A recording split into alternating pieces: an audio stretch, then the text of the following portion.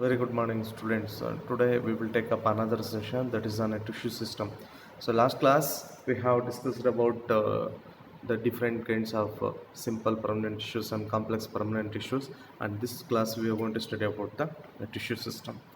So here, the based on the structure and location, the tissue system are three types here. So based on the structure and location. So what will be the structure and the location where they are present. So based on this structure and location, we can make a classification of a tissue system.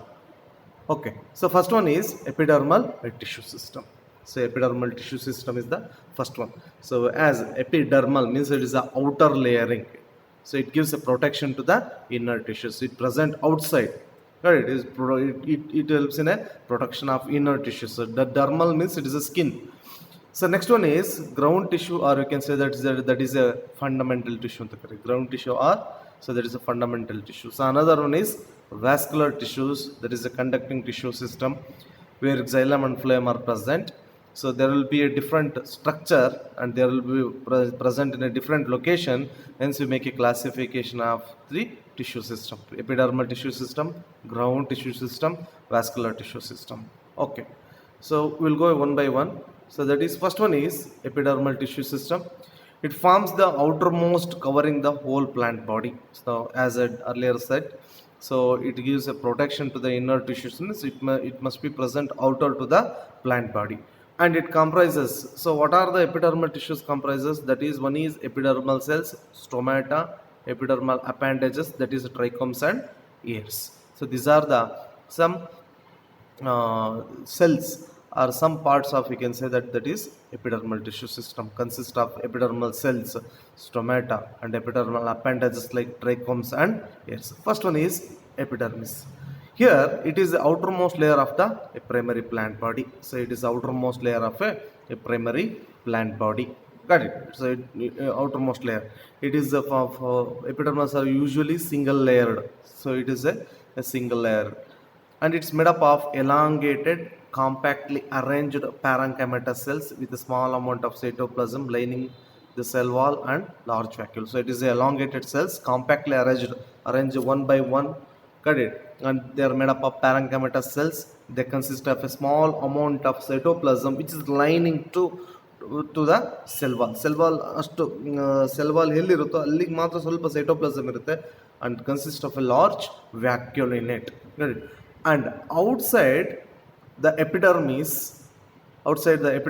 often covered with the waxy thick layer called as a cuticle. So it prevents the loss of water. So the cuticle will be made up of waxy material, so that prevents the loss of water.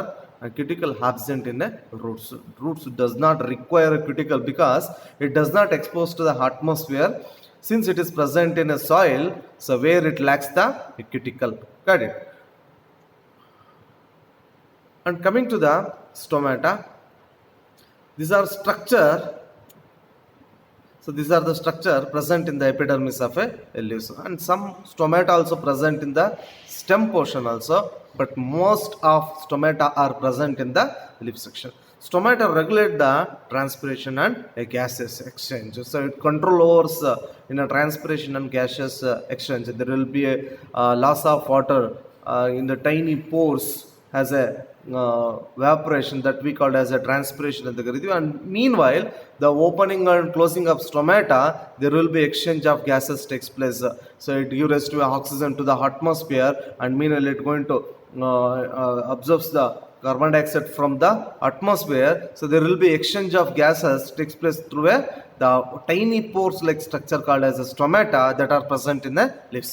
And this stoma is made up of two bean-shaped guard cells. You can visible here. So there will be two bean-shaped guard cells are there.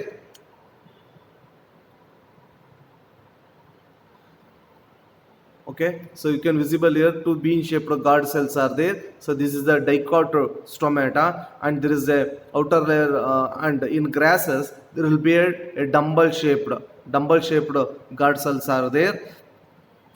Shaped are there, and they have epidermal cells and these surrounding subsidiary cells, and there will be numerous of chloroplast in the inside the stomata, and and these guard cells and stomatal apparature. So that's some stomatal apparatus. And the outer walls of guard cells, which is away from the stomatal, are thin, and the inner walls towards the stomatal pore are highly thickened. So when you take the pin shaped, so where outer layer are, so which is away from the stomatal pore, they have a thin walls, inner walls. So inner walls irutte. So these inner walls have a quite thickened. The guard cells possess a chloroplast and regulate the opening and closing of stomata. The guard cells consist of numerous of chloroplasts that actively participate in a process of photosynthesis, and meanwhile they are also regulate the opening and closing of a stomata. Sometimes a few epidermal cells in the vicinity of the guard cells become specialized, and their shape and size they are known as a subsidiary cells. Some epidermal cells, they are epidermal cells vicinity, the guard vicinity of the guard cells become specialized in their shape and size, they are known as a subsidiary cells. So subsidiary cells which covers the guard cells, which means which surrounds the guard cells.